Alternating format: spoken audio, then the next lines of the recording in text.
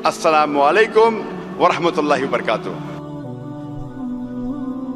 कुरान और जदीद साइंस। कुरान अल्लाह सुब्हानहू व तआला की आखिरी वही है जो नाजिल की गई थी आखिरी पैगंबर मोहम्मद सल्लल्लाहु अलैहि वसल्लम पर। कुरान मजीद सारी कायनात की सबसे बेहतरीन किताब है। कुरान मजीद सारी इंसानियत के लिए एक पैगाम है।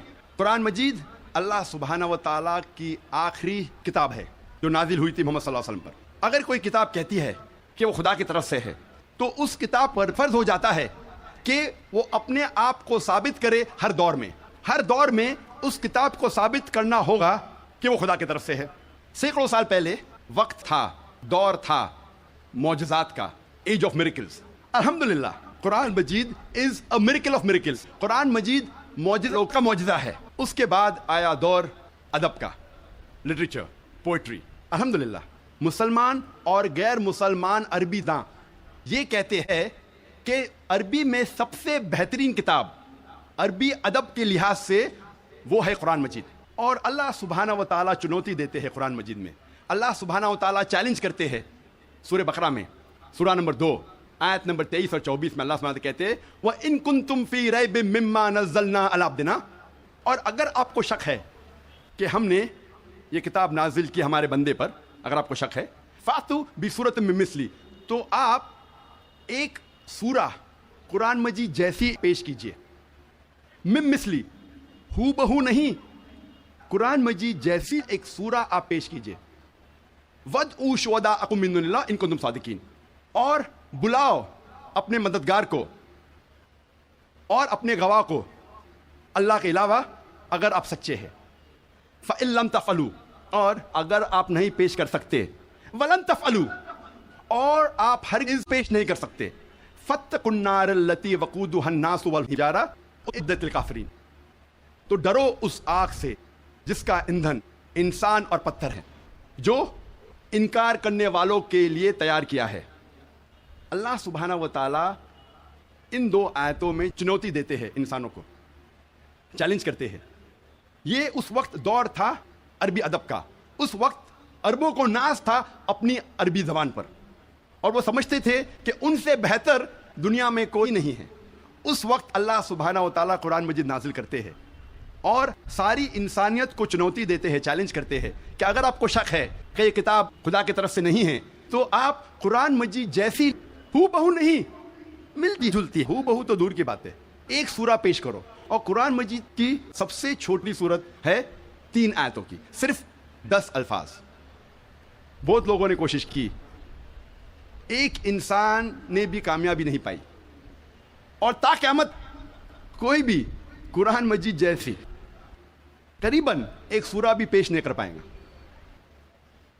लेकिन आज का दौर अदबी दौर नहीं है। It's not an as of literature and poetry. अगर कोई किताब अपने आप को खुदा की तरफ से कहती है और अदबी अंदाज में कहती है कि दुनिया चपटी है, दुनिया सपाट है, क्या आज का जदीद इंसान इस बात को तस्लीम करेगा? बिल्कुल नहीं, क्योंकि आज का दौर अदबी दौर नहीं है। आज का दौर है जदीद साइंस का दौर। आज हम कोशिश करेंगे यह तहकीक करने की, कुरान और जदीद साइंस मिलते हैं या टकराते हैं, कुरान और जदीद साइंस मिलते हैं या कुरान और जदीद साइंस टकराते हैं। इस मौजू पे हम इंशाअल्लाह तज़किरा करेंगे। एक मशहूर साइंसदान, फिजिसिस्ट और नोबेल प्राइज विनर जिसका नाम एल्बर्ट आइंस्टाइन था, उसने कहा science without religion is lame and religion without science is blind. Science मजहब के बिना लंगड़ी है और मजहब साइंस के बिना अंधा है। मैं फिर से दोहराऊंगा, एल्बर्ट आइंस्टाइन जो फेमस फिजिसिस्ट था और नोबेल प्राइज विनर, उसने कहा कि साइंस मजहब के बिना लंगड़ी है और मजहब साइंस के बिना अंधा है। मैं आपको याद दिलाना चाहता हूं कि कुरान मजीद साइंस की किताब नहीं है, SCIENCE, लेकिन है साइंस की किताब, SIGNS। ये है निशानियों की किताब, आयतों की किताब। और कुरान मजीद में 6000 से ज़्यादा निशानियां हैं, 6000 से ज़्यादा आयतें हैं। इनमें से 1000 से ज़्यादा अल्हम्दुलिल्लाह साइंस के बारे में जिक्र करती है। آج کی اس تقریر میں میں صرف ان سائنٹیفک فیکٹس، سائنس کے حقائق کے بارے میں ذکر کروں گا which have been established، جو سائنسداں ثابت کر چکے ہیں۔ Scientific hypotheses, scientific theories, scientific نظریہ، ان کے بارے میں ذکر نہیں کروں گا، کیونکہ ہم جانتے ہیں کہ many a time scientific hypothesis theories take U-turns۔ یہ سائنس کے نظریے جو ہیں کئی بار وہ اپنے نظریے سے پلٹ جاتے ہیں۔ اسی لیے اس تقریر میں صرف میں سائنٹیفک فیکٹس کے بارے میں ذکر کروں گا، سائنس کے حقائق کے بارے میں۔ سب سے پہلے ہم تذکرہ کریں گے ایسٹرونومی کے بارے میں، فلکیات کے بارے میں۔ 35 سے 40 سال پہلے کچھ سائنسداں نے تحقیق کی ایک موضوع پہ، تخلیق کائنات، مطلب کریشن آف دی یونیورس، اور ان سائنسداں نے کہا کہ ہماری کائنات سب سے پہلے ایک پرائمری نیبولا تھا، بنیادی گولا، ابتدائی گولا۔ اس کے بعد there was a secondary separation, دوسری جدائی، دوسری علیحدگی، اور ایک بڑا دھماکہ ہوتا ہے بگ بینگ۔ اس کے بعد وجود میں آیا گیلیکسیز، کہکشائیں، ستارے، سیارے، چاند، سورج، اور یہ زمین جس میں ہم رہتے ہیں۔ اسے سائنسداں نے کہا بگ بینگ، بڑا دھماکہ۔ یہ جو سائنسداں نے تقریباً 40 سال پہلے ڈھونڈا کس طریقے سے کائنات وجود میں آئیں، تخلیق کائنات، قرآن مجید میں اس کا ذکر 1400 سال پہلے ہے۔ اور میں نے اس تقریر کے شروع میں ایک آیت کی تلاوت کی، سورہ انبیاء کی، سورہ نمبر 21، آیت نمبر 30، جہاں اللہ سبحانہ تعالیٰ فرماتے اولم یر الذین کفروا، کیا انکار کرنے والے یہ نہیں جانتے ان السماوات والارض کانتا رتقا ففتقناہما، کہ زمین اور آسمان ایک تھے، جڑے ہوئے تھے، اور ہم نے انہیں جدا کیا۔ یہ جو تخلیق کائنات، creation of the universe, big bang, بڑا دھماکہ، جو سائنسداں کو 40 سال پہلے پتہ چلا، قرآن مجید میں اس کا ذکر ہے 1400 سال پہلے۔ قرآن مجید میں اللہ سبحانہ تعالیٰ فرماتے ہیں سورہ فصلت میں، سورہ نمبر 41، آیت نمبر 11 اور 12 میں، کہ اللہ سبحانہ و تعالیٰ نے آسمان کی طرف دیکھ کے کہا جب وہ دھواں تھا کہ آسمان اور زمین ایک ساتھ آ جاؤ، ولنگلی اور انولنگلی، اپنے مرضی سے یا اپنے مرضی کے بنا، اور ان نے کہا کہ ہم اپنے مرضی سے ایک ساتھ آ جاتے ہیں۔ قرآن مجید میں لکھا ہے کہ آسمان سب سے پہلے دھواں تھا، عربی لفظ ہے دخان، اور آج کے سائنسداں یہ کہتے ہیں کہ کائنات بننے کے پہلے یہ آسمان دھواں تھا، انگلش میں کہتے ہیں گیس، لیکن عربی میں دخان کے معنی ہے اسموک۔ کچھ مفسرین نے ترجمہ کیا مسٹ، دھند، جو میرے حساب سے صحیح ترجمہ نہیں، کیونکہ دھند ہوتا ہے ٹھنڈا اور دھواں ہوتا ہے گرم۔ دھماکے کے بعد ہم اکثر دیکھتے ہیں گرم دھواں، دھند نہیں دیکھتے۔ تو قرآن مجید میں لکھا ہے کہ آسمان تھا دھواں، اور آج سائنس یہ کہتی ہے کہ اسموک گیس سے اور بہترین لفظ ہے۔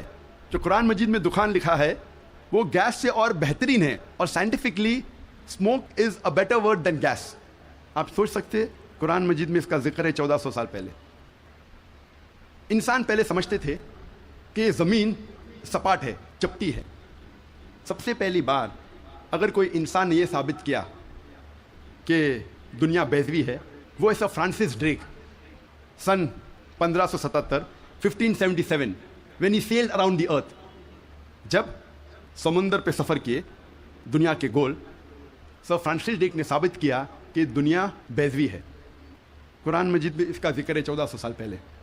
قرآن اللہ تعالیٰ فرماتے ہیں سورہ لقمان میں، سورہ نمبر 31، آیت نمبر 29 میں، الم تری ان اللہ یولج اللیل فی النہار ویولج النہار فی اللیل، اللہ سبحانہ و تعالیٰ نے رات کو دھیرے دھیرے، آہستہ آہستہ دن میں تبدیل کیا، اور دن کو دھیرے دھیرے، آہستہ آہستہ رات میں تبدیل کیا۔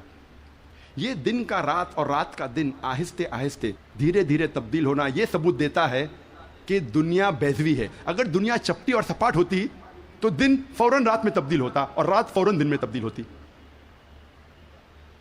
اللہ تعالیٰ فرماتے سورہ الزمر میں، سورہ نمبر 39، آیت نمبر 5 میں، کہ اللہ سبحانہ و تعالیٰ رات کو دن پہ لپیٹتا ہے اور دن کو رات پہ لپیٹتا ہے۔ قرآن میں عربی لفظ ہے قوارہ، جس کے معنی لپیٹنا. جس طریقے سے ایک انسان پھیٹا سر پہ لپیٹتا ہے، a person coils the turban on the head، اسی طریقے سے اللہ تعالیٰ فرماتے ہیں کہ رات دن پہ لپیٹی جاتی ہے اور دن رات پہ لپیٹا جاتا ہے. یہ دن کا رات اور رات کا دن پہ لپیٹنا اسی وقت پاسبل ہے جب دنیا بیضوی ہے. اگر دنیا چپٹی اور سپاٹ ہوتی تو ممکن نہ ہوتا. قرآن مجید میں اللہ تعالیٰ فرماتے ہیں سورہ نازیات میں، سورہ نمبر 79 چیپٹر 79 آیت نمبر 30 میں، وَالْأَرْضَ بَعْدَ ذَلِكَ دَحَاهَا، اور اس کے بعد اللہ سبحانہ و تعالیٰ نے زمین کو پھیلایا بچھونا جیسے. دہا کہ ایک معنی ہے پھیلانا، اور دہا کی دوسری معنی آتا ہے عربی لفظ دھویا سے، جس کے معنی ہے بیضا، جس کے معنی ہے انڈا. اور ہم جانتے ہیں کہ دنیا گول ہے، بیضوی ہے، اور ہم یہ بھی جانتے ہیں آج کہ دنیا پوری طریقے سے گول نہیں ہے. وہ اوپر اور نیچے سے from the poles it is flattened, اوپر اور نیچے سے چپٹی ہے، جسے ہم کہتے ہیں انگریزی میں جیو اسفیریکل ان شیپ، عرضی بیضوی. اور یہ لفظ جو دہا ہے وہ عام انڈے کے لیے نہیں ہے، عام بیضے کے لیے نہیں، خصوصاً شتر مرغ کے انڈے کے لیے، شتر مرغ کے بیضے کے لیے. اور جب ہم دیکھتے ہیں شتر مرغ کا بیضا انڈا اس جیو اسفیریکل ان شیپ، عرضی بیضوی کی شکل میں ہے. آپ سوچ سکتے ہیں 1400 سال پہلے اس کتاب میں لکھا ہے کہ یہ زمین، یہ دھرتی اس جیو اسفیریکل ان شیپ، عرضی بیضوی شکل میں ہے. پہلے انسان یہ سوچتے تھے یہ چاندنی جو ہے، چاند کی روشنی، یہ اس کی خود کی روشنی ہے. چند صدی پہلے ہمیں پتا چلا کہ چاند کی روشنی، چاندنی اس کی خود کی روشنی نہیں ہے، یہ سورج کی لی ہوئی روشنی ہے، سورج کی منعکس شدہ ریفلیکٹڈ لائٹ ہے، بوروڈ لائٹ ہے. قرآن مجید میں اللہ سبحانہ تعالیٰ فرماتے ہیں سورہ فرقان میں سورہ نمبر 25 آیت نمبر 61 میں، اللہ سبحانہ و تعالیٰ نے آسمان میں برج رکھے، تاروں کے جھنڈ، اور اس میں رکھا سورج جس کے پاس خود کی روشنی ہے، سلگتا ہوا چراغ، اور رکھا چاند جس کی لی ہوئی روشنی ہے. قرآن میں سورج عربی میں کہا گیا ہے شمس، اور اس کی روشنی کو کہا گیا ہے سراج، وہاج اور دیا، جس کے معنی ہے سلگتا ہوا چراغ یا مشال یا دیا. تینوں کے معنی ہیں کہ سورج کی روشنی خود کی ہے. اور چاند کو کہا گیا ہے قرآن مجید میں قمر، اور چاندنی کو کہا گیا ہے منیر یا نور. منیر مینز بوروڈ لائٹ، لی ہوئی روشنی، یا نور میننگ ریفلیکٹڈ لائٹ، منعکس شدہ روشنی، ریفلیکٹڈ لائٹ. آپ سوچ سکتے قرآن مجید 1400 سال پہلے کہتا ہے کہ یہ چاندنی خود کی روشنی نہیں ہے، چاند کی لی ہوئی روشنی ہے. اور اس کا ذکر سورہ فرقان سورہ نمبر 25 آیت نمبر 61 کے علاوہ سورہ یونس میں سورہ نمبر 10 آیت نمبر 5 میں، اور سورہ نوح میں سورہ نمبر 71 آیت نمبر 15 اور 16 میں. پہلے سائنسداں یہ سمجھتے تھے کہ زمین کائنات کا مرکز ہے اور باقی سیارے، چاند اور سورج زمین کے گول گھوم رہے ہیں، چکر لگا رہے ہیں. اسے کہتے تھے تھیوری آف جیو سینٹرزم، زمین کو مرکز سمجھنے کا نظریہ. اور یہ لوگ 2 صدی سے، ٹولمی کے وقت سے مانتے تھے، 16ویں صدی تک، جب تک کوپرنیکس نے کہا کہ زمین کے گول چاند اور سیارے نہیں چکر لگا رہے ہیں، لیکن سورج کے گول زمین، چاند اور باقی سیارے چکر لگا رہے ہیں، گھوم رہے ہیں. اسے کہتے تھے ہیلیو سینٹرک تھیوری، مطلب سورج کا مرکز ہونے کا نظریہ. اور سن 1609 میں ایک جرمن سائنٹسٹ جس کا نام تھا یوہنس کیپلر، اس نے لکھا اپنی کتاب میں ایسٹرونوما نووا کہ صرف سیارے اور چاند سورج کے گول گھوم نہیں رہے ہیں، لیکن زمین، چاند اور سیارے، پلانٹس، سورج کے گول گھومنے کے علاوہ اپنے محور پہ گردش کر رہے ہیں. They are rotating about their own axis. اور جب میں اسکول میں تھا، میں سن 1981 میں 10ویں میں تھا، جغرافی میں نے پڑھا تھا کہ زمین، چاند اور سیارے، پلانٹس وہ چکر لگا رہے ہیں، دے ریوالونگ اینڈ روٹیٹنگ، اور اپنے محور پہ گردش کر رہے ہیں. لیکن سورج اپنے محور پہ گردش نہیں کر رہا ہے. لیکن میں نے جب قرآن کی ایک آیت پڑھی، سورہ انبیاء سورہ نمبر 21 آیت نمبر 33 میں اللہ سبحانہ تعالیٰ فرماتے ہیں هو الذی خلق اللیل والنہار، اللہ سبحانہ و تعالیٰ نے رات اور دن بنایا، والشمس والقمر، سورج اور چاند، کل فی فلک یسبحون، وہ گھوم رہے ہیں اور اپنے محور پہ گردش کر رہے ہیں. قرآن کا لفظ یہاں ہے یسبحون. قرآن یہ کہتا ہے کہ sun and the moon are revolving, چکر لگا رہے ہیں، گھوم رہے. اس کے علاوہ یسبحون، یہ عربی لفظ یسبحون آتا ہے لفظ صباح سے، اور صباح ایک عربی لفظ ہے جو چلتے ہوئے جسم کے موومنٹ کو ڈسکرائب کرتا ہے. مثال کے طور پہ اگر میں کہوں گا کہ کوئی انسان پانی میں سباہ کر رہا ہے، اس کے یہ معنی نہیں کہ وہ پانی کے اوپر فلوٹ کر رہا ہے، اس کے معنی ہے کہ وہ پانی میں تیر رہا ہے. اگر میں کہوں گا کوئی سباہ کر رہا ہے زمین پہ، اس کا مطلب نہیں کہ وہ آدمی زمین پہ رول کر رہا ہے، اس کا مطلب ہے کہ وہ انسان زمین پہ چل رہا ہے یا دوڑ رہا ہے. اسی طریقے سے جب اللہ سبحانہ تعالیٰ یہ لفظ کا استعمال کرتے ہیں کوئی فلکی جسم کے لیے، فار اے سیلیسٹل باڈی، اس کے معنی نہیں کہ وہ فلائی ہو رہا ہے یا فلوٹ ہو رہا ہے، اس کے معنی ہے it is rotating about its own axis, وہ اپنے محور پہ گردش کر رہا ہے. آج سائنس ترقی کرنے کے بعد سائنس یہ کہتی ہے کہ آپ سورج کا عکس ٹیبل کے اوپر دیکھ سکتے ہیں ایک آلے کے ذریعے، اور پتہ لگتا ہے کہ سورج میں بلیک سپاٹس ہیں، اور یہ بلیک سپاٹس تقریباً 25 دن لیتے ہیں گردش کرنے کے لیے. اس سے یہ ثابت ہوتا ہے کہ سورج تقریباً 25 دن لیتا ہے ایک گردش کرنے کے لیے. تو آج سائنس یہ تسلیم کرتی ہے کہ سورج بھی اپنے محور پہ گردش کر رہا ہے. جو میں نے اسکول میں تقریباً 28 سال پہلے پڑھا تھا کہ سورج واز اسٹیشنری، سورج گردش نہیں کر رہا ہے، تو 28 سال پہلے میں نے اسکول میں پڑھا.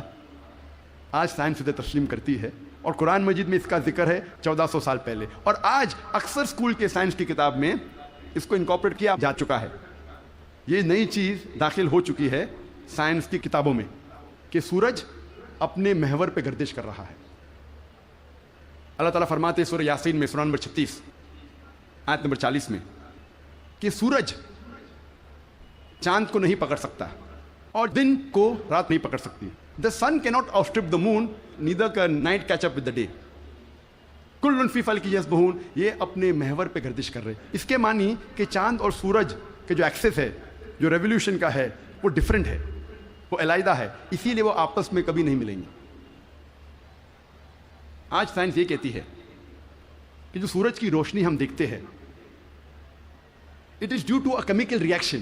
یہ ایک کیمیکل ریئیکشن کے وجہ سے ہے جو کروڑوں سالوں سے چل رہا ہے، اور ایک دن یہ کیمیکل ریئیکشن بند ہو جائے گا اور سورج ختم ہو جائے گا.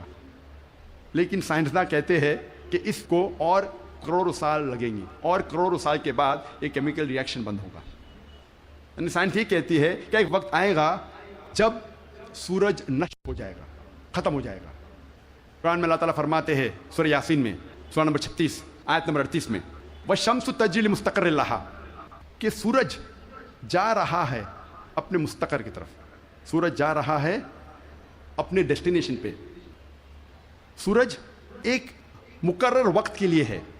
مستقر کے معنی مقرر وقت اور مقرر جگہ، اس کے دو معنی ہوتے ہیں. مستقر کے معنی کہ سورج ایک مقرر وقت کے لیے ہے اور مقرر جگہ کی طرف جا رہا ہے.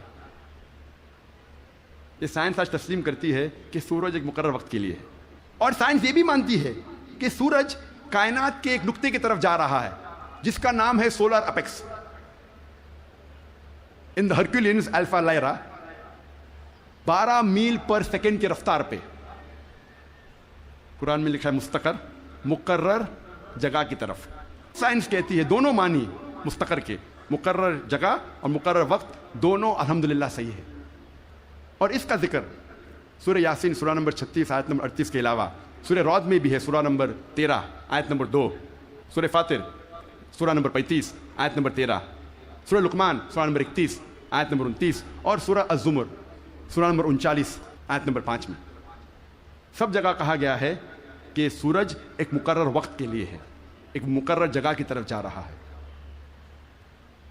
آج سائنس یہ کہتی ہے جو آسمان ہمارے زمین کے اوپر ہے، جسے ہم کہتے ہیں ایٹماسفیئر، وہ ایک محفوظ چھت کی طرح ہے. اور سائنسداں یہ کہتے ہیں کہ خطرناک rays like ultra violet rays, x rays, یہ چھت، یہ ایٹماسفیئر ان خطرناک ریز کو زمین پہ آنے سے روکتا ہے، ورنہ زمین پہ جاندار چیز مٹ جائیں گی. قرآن میں اس کا ذکر ہے سورہ انبیاء میں، سورہ نمبر 21 آیت نمبر 32 میں، کہ اللہ سبحانہ و تعالیٰ نے آسمان کو ایک محفوظ چھت بنایا، اور پروٹیکٹڈ سیلنگ، اور کینوپی ویل گارڈڈ. آپ سوچ سکتے ہیں قرآن میں اس کا ذکر 1400 سال پہلے ہے، جو سائنسدان نے حال ہی میں 50 سال پہلے، 100 سال پہلے، 150 سال پہلے کہا کہ یہ ایٹماسفیئر از اے پروٹیکٹڈ سیلنگ.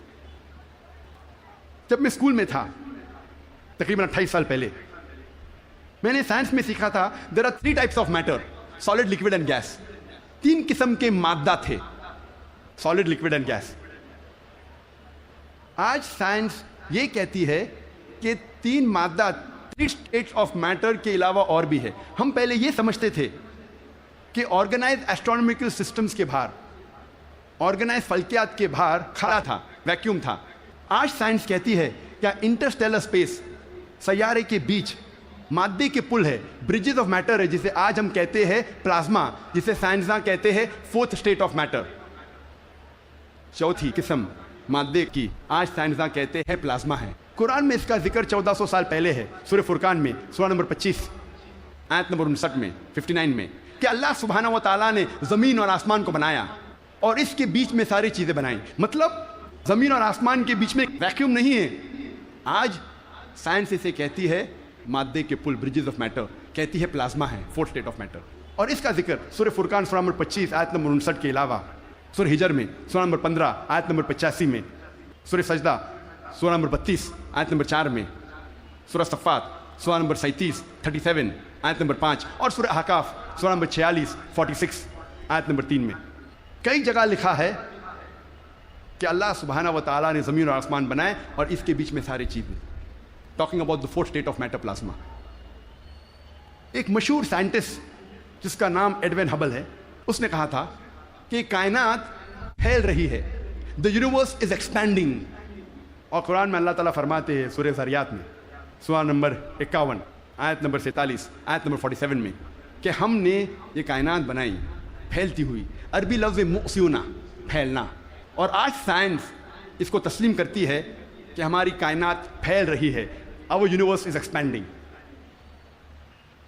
کئی دشمن اسلام یہ کہیں گے، جو کرٹکس آف اسلام یہ کہیں گے کہ قرآن مجید میں فلکیات کا ذکر ہونا کوئی عجوبہ نہیں، نتھنگ گریٹ، کوئی بڑی بات نہیں ہے کہ قرآن مجید میں فلکیات کا ذکر ہے، کیونکہ عرب فلکیات میں ماہر تھے. میں اس بات کو مانتا ہوں کہ عرب فلکیات میں ماہر تھے، لیکن ان سے یہ کہنا چاہتا ہوں کہ قرآن مجید نازل ہونے کے بعد کچھ صدی بعد عرب فلکیات کے میدان میں ماہر بنے. تو قرآن مجید سے عرب نے فلکیات سیکھا، نہ کہ الٹا. اب ہم ذکر کریں گے طبیعت کا. طبیعت انگلش میں کہتے ہیں فزکس. اور کئی صدی پہلے ایک نظریہ تھا جسے کہتے ہیں ایٹمزم.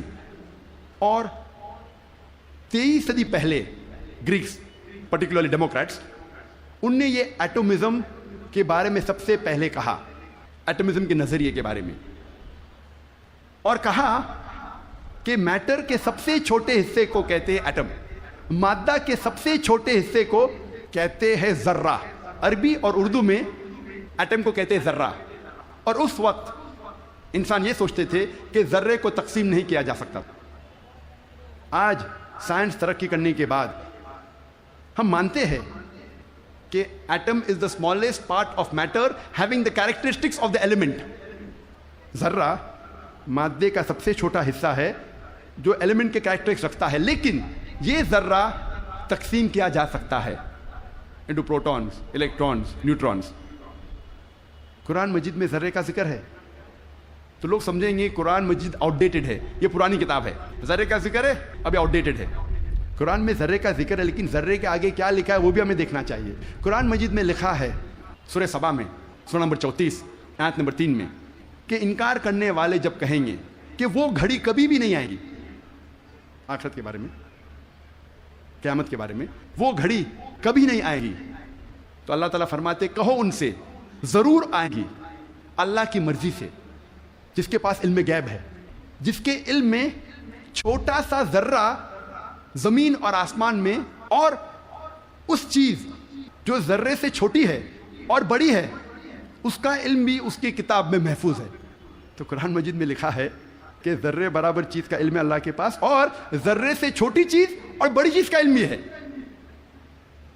اور یہ انفارمیشن، یہ خبر دہرائی گئی ہے سورہ یونس میں، سورہ نمبر 10 آیت نمبر 61 میں، کہ اللہ سبحانہ و تعالیٰ کے علم میں ہے ذرے جیسی چیز جو آسمان اور زمین پہ ہے، اور وہ چیز جو ذرے سے بھی چھوٹی ہے اور ذرے سے بڑی ہے اس کی کتاب میں محفوظ ہے۔ تو قرآن آؤٹ ڈیٹڈ نہیں ہے، قرآن اپ ٹو ڈیٹ ہے۔ قرآن پرانی کتاب نہیں، بٹ الحمدللہ جدید کتاب ہے۔ اب ہم ذکر کریں گے واٹر سائیکل کے بارے میں، پانی کے چکر کے بارے میں۔ ہم جو اسکول میں پڑھتے ہیں واٹر سائیکل کے بارے میں، پانی کے چکر کے بارے میں، سب سے پہلے اس جدید پانی کے چکر کا ذکر کیا تھا سر برنارڈ پیلیسی نے سن 1580 میں۔ اور ہم جانتے ہیں، ہم نے اسکول میں پڑھا ہے کہ water evaporate from the ocean, پانی سمندر سے بھاپ بن کے اوپر جاتا ہے، جڑ کے بادل بنتا ہے، بادل جڑتے ہیں اور اندرونی حصے میں ہوا کے ذریعے جاتے ہیں، پھر ان کی تقسیم ہوتی ہے اور پانی بادل سے برستا ہے۔ بارش برسنے کے بعد یہ پانی نہر بن کر، اسٹریم بن کے، لیک بن کے پھر سے جاتا ہے سمندر میں، اور یہ پانی کا چکر کمپلیٹ ہوتا ہے۔ پہلے لوگ کو 16ویں صدی کے پہلے اس کا علم نہیں تھا۔ 7 صدی قبل مسیح تھیلز آف ملیٹس نے کہا تھا یہ بارش کیسے آتی تھی؟ یہ جو اوشن کا سپرے ہے، سپرے آف دی اوشن، ہوا سے اٹھاتی تھی اور اندرونی حصے میں بارش جیسے برساتی تھی۔ یہ لوگ سمجھتے تھے بارش اس طریقے آتی تھی۔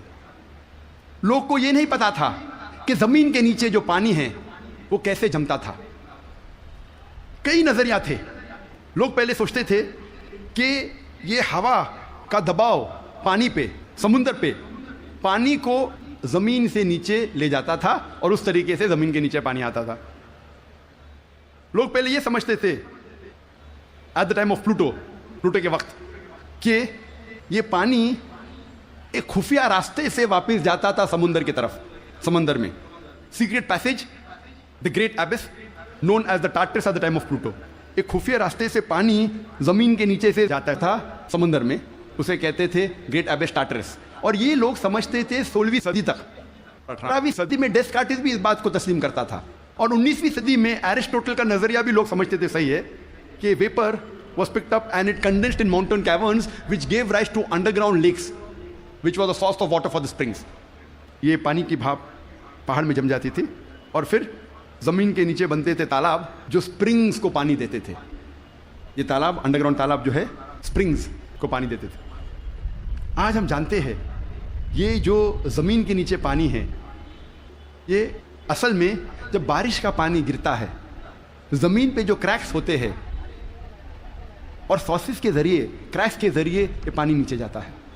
قرآن مجید میں اس کا ذکر ہے سورہ الزمر میں، سورہ نمبر 39 آیت نمبر 21 میں۔ اللہ سبحانہ و تعالیٰ آسمان سے پانی برساتا ہے اور زمین میں جس میں کریکس ہے اس کے ذریعے زمین میں پانی دیتا ہے، اور جو بوئی ہوئی زمین ہے وہ رنگ برنگی ہو جاتی ہے۔ It brings various colours of sown field.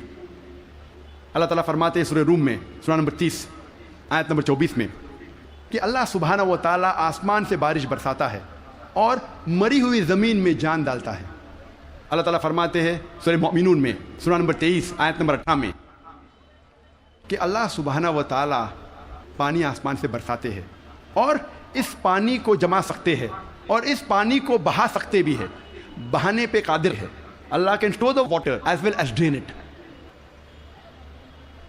قرآن میں ذکر آتا ہے سورہ طارق میں، سورہ نمبر 86 چیپٹر 86 آیت نمبر 11 میں، وَالسَّمَاءِ ذَاتِ الرَّجْ، that heaven which returns، وہ آسمان جو واپس دیتا ہے۔ ایک معنی وَالسَّمَاءِ ذَاتِ الرَّجْ کی ہے کہ جو ڈینجرس ریز ہے، ultra violet rays, x rays, جو زمین پہ آنے کے پہلے آسمان اسے واپس پھینک دیتا ہے اس طرف۔ اس کے علاوہ یہ جو پانی کا بھاپ ہے، واٹر ویپرائز ہوتا ہے، بادل میں بنتا ہے اور پھر سے یہ آسمان اس پانی کو زمین پہ برساتا ہے۔ وَالسَّمَاءِ ذَاتِ الرَّجْ۔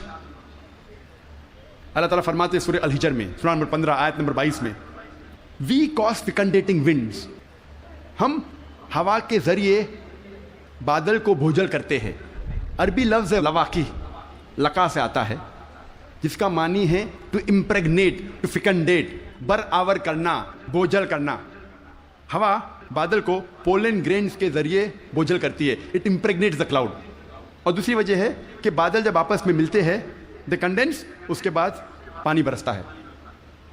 قرآن میں اللہ تعالیٰ فرماتے ہیں سورہ نور میں سورہ نمبر 24 آیت نمبر 43 میں 43 میں اللہ سبحانہ و تعالیٰ ہوا کے ذریعے بادل کو چلاتے ہیں، لے جاتے ہیں، جینٹلی پشز دا کلاؤڈس. پھر یہ بادل آپس میں جڑتے ہیں، بڑے ہو جاتے ہیں، اس کے بعد پانی بادل سے برستا ہے. اللہ تعالیٰ فرماتے ہیں سورہ روم میں سورہ نمبر 30 آیت نمبر 48 میں اللہ سبحانہ و تعالیٰ ہوا کے ذریعے بادل کو ہلاتے ہیں اور لے جاتے ہیں اندرونی حصے میں. اس کے بعد بادل کو چھوٹے چھوٹے حصے میں تقسیم کرتے ہیں، اس کے بعد پانی بادل سے برستا ہے. قرآن مجید میں پانی کے چکر کے بارے میں گہرائی سے ذکر ہے، تفصیل سے ذکر ہے کئی جگہ. سورہ اعراف میں سورہ نمبر 7 آیت نمبر 57 میں، سورہ رعد سورہ نمبر 13 آیت نمبر 17 میں، سورہ فرقان سورہ نمبر 25 آیت نمبر 48 اور 49 میں، سورہ فاطر سورہ نمبر 35 آیت نمبر 9 میں، سورہ یاسین سورہ نمبر 36 آیت نمبر 34 میں، سورہ جاسیہ سورہ نمبر 45 آیت نمبر 5 میں، سورہ قوف سورہ نمبر 50 آیت نمبر 9 اور 10 میں، سورہ واقعہ سورہ نمبر 56 آیت نمبر 68 to 70، سورہ ملک سورہ نمبر 67 آیت نمبر 30، سورہ طارق سورہ نمبر 86 آیت نمبر 11. کئی آیتیں ہیں قرآن مجید میں جو تفصیل کے ساتھ ذکر کرتے ہیں پانی کے چکر کے بارے میں. صرف پانی کے چکر کے بارے میں اگر ذکر کرے گھنٹوں تک تقریر دے سکتے ہیں، صرف قرآن مجید میں پانی کے چکر کا ذکر. اب ہم تذکرہ کریں گے ارضیات کے بارے میں، جیولوجی. آج ماہرین ارضیات جیولوجسٹ یہ کہتے ہیں کہ زمین کا ریڈیس نصف قطر، ریڈیس اردو میں کہتے ہیں نصف قطر، وہ تقریباً 3750 میل ہے.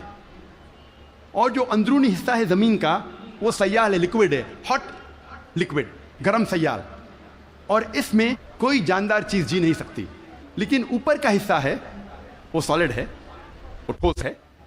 اور اوپر جو سپرفیشل ارتھ کرسٹ ہے، زمین کی سطح، ارتھ کرسٹ، یہ بہت پتلی ہے، تقریباً 1 سے 30 میل پتلی، صرف 1% سے کم.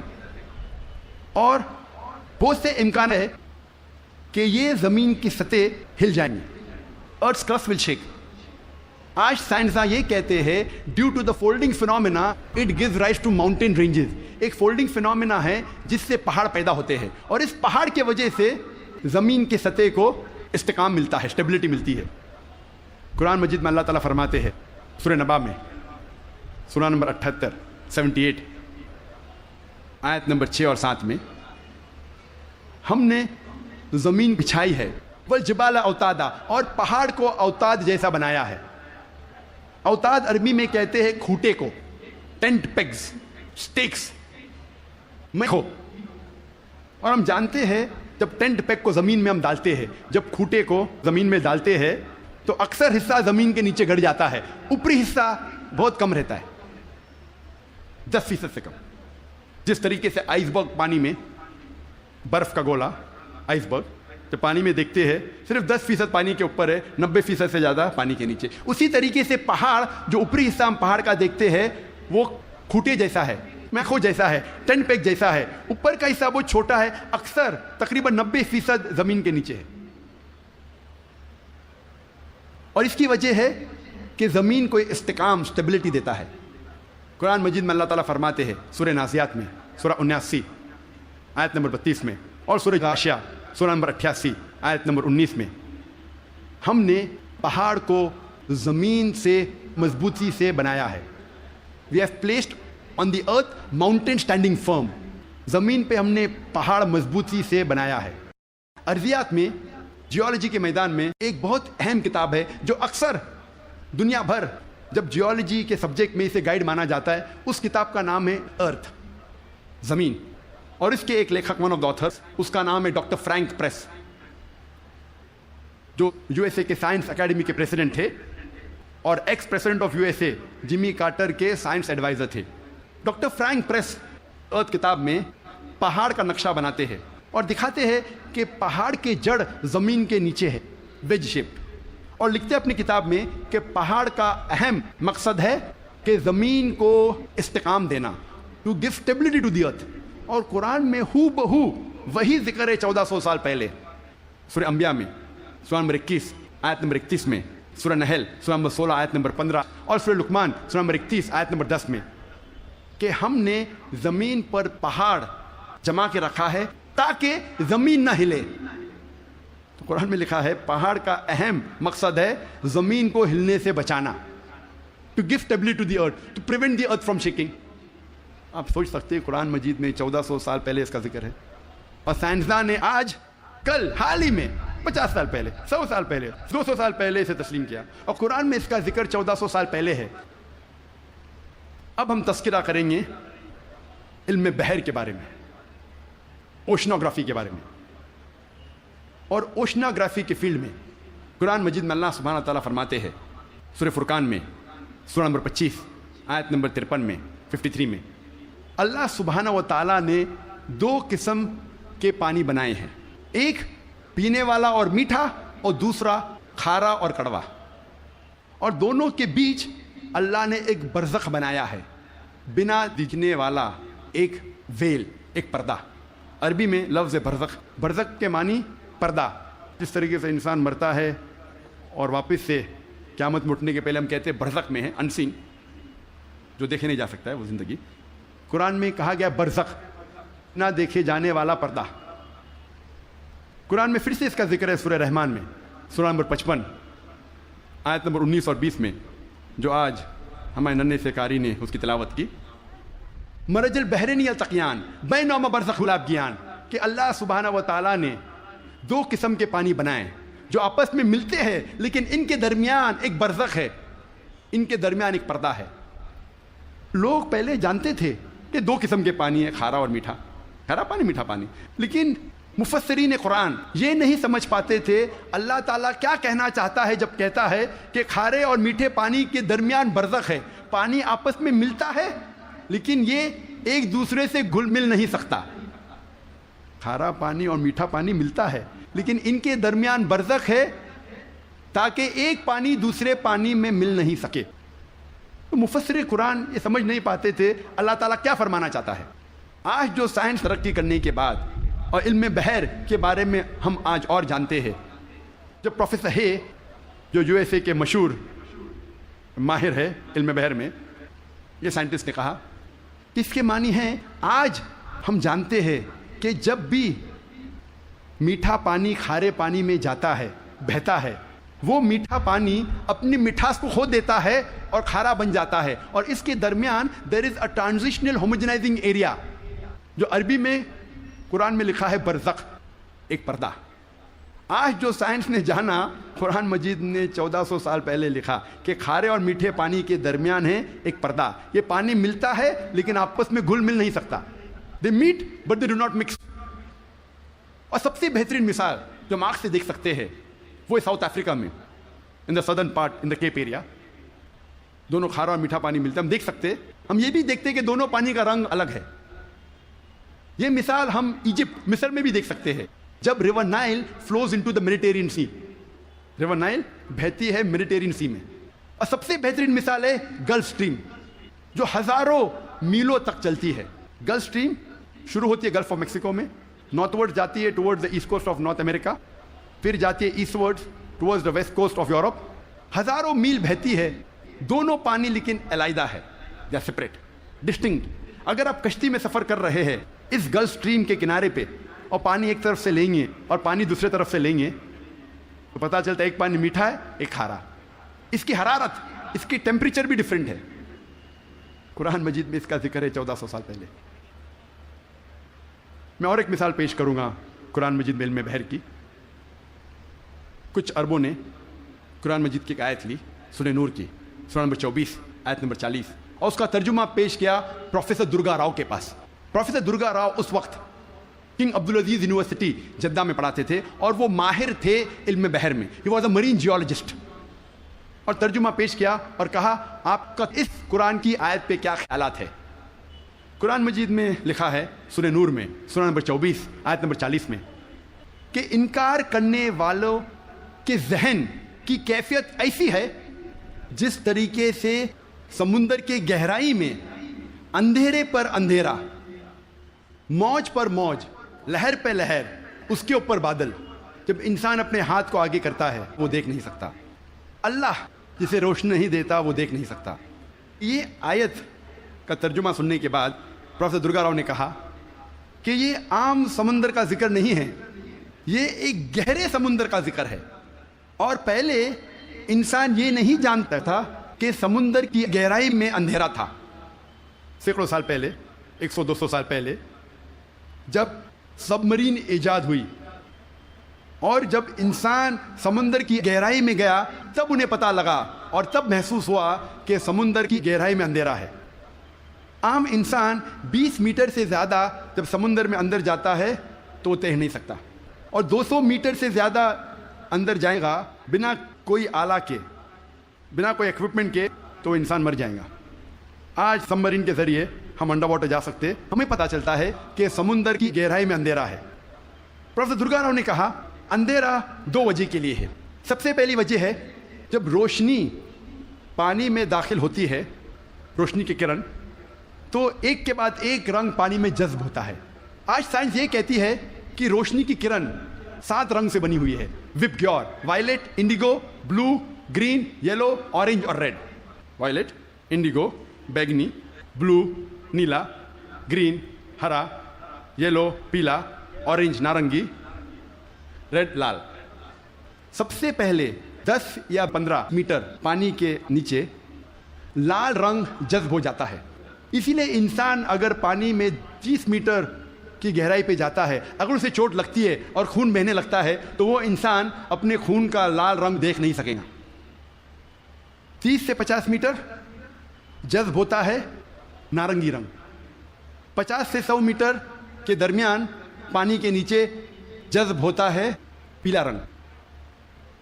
100 سے 200 میٹر کے درمیان جذب ہوتا ہے ہرا رنگ، اور 200 میٹر کے بعد پانی کے نیچے جذب ہوتا ہے نیلا رنگ، اور اس کے نیچے پورا اندھیرا ہے. قرآن مجید میں لکھا ہے انکار کرنے والے کی ذہن کی کیفیت، انکار کرنے والے جو خدا کا انکار کرتے ہیں، جو خدا میں نہیں مانتے، اللہ سبحانہ وتعالیٰ میں نہیں مانتے، انکار کرنے والے کی ذہن کی کیفیت ایسی ہے جس طریقے سے گہرے سمندر میں اندھیرا پہ اندھیرا، لہر پہ لہر، اس کے اوپر بادل. دوسری وجہ اندھیرے کی ہے، پروفیسر درگا راؤ کہتے ہیں، وہ ہے بادل. جب سورج کی روشنی آتی ہے کئی بار بادل اس روشنی کو جذب کر لیتا ہے، اس لیے بادل کے نیچے ہم دیکھتے ہیں اندھیرا. اور جو روشنی بادل کے ذریعے جذب نہیں ہوتی اور جب سمندر میں جاتی ہے، کئی بار جو سمندر کے اوپر لہریں ہیں وہ لائٹ ریز کو ریفلیکٹ کرتی ہے، اور جو لائٹ ریز، جو روشنی کی کرن ریفلیکٹ نہیں ہوتی وہ سمندر میں داخل ہوتی ہے. اور جیسے میں نے کہا ایک رنگ کے بعد ایک رنگ جذب ہوتا ہے. لیکن قرآن مجید میں لکھا ہے انکار کرنے والے کی ذہن کی کیفیت ایسی ہے جس طریقے سے گہرے سمندر میں اندھیرے پہ اندھیرا، لہر پہ لہر. اس کی کیا معنی؟ لہر پہ لہر. ہم انسان جانتے تھے کہ سمندر کے اوپر لہر ہے، لیکن سن 1900 میں ہمیں پتہ لگا کہ سمندر کے نیچے بھی لہر ہے. اسے کہتے ہیں انٹرنل ویوز، اندرونی لہر، جو ڈفرینشیٹ کرتی ہے superficial part of the ocean کو deep part of the ocean سے. یہ اندرونی لہر تقسیم کرتی ہے سمندر کو اوپری سے اور اندرونی حصے میں. اوپری حصہ superficial part is lit up and warm, گرم ہوتا ہے اور اس میں روشنی ہوتی ہے. جو گہرا بھاگ ہوتا ہے سمندر کا وہ اندھیرا ہوتا ہے اور ٹھنڈا ہوتا ہے. یہ انٹرنل ویوز، اندرونی لہر ہمیں پتہ چلی تقریباً 110 سال پہلے. قرآن میں لکھا ہے لہر پر لہر، یعنی اندرونی لہر کے اوپر ہے سپرفیشل ویوز. اسی لیے مچھلیاں بھی جب گہرائی میں جاتی ہے وہ دیکھ نہیں سکتی، اپنی خود کی روشنی لے جاتی ہے. Due to chemical reaction مچھلی خود کی روشنی کے ذریعے دیکھ سکتی ہے گہرے اندھیرے میں. پروفیسر درگا راؤ نے کہا کہ یہ کتاب قرآن مجید انسان کی لکھی ہوئی کتاب ہو ہی نہیں سکتی.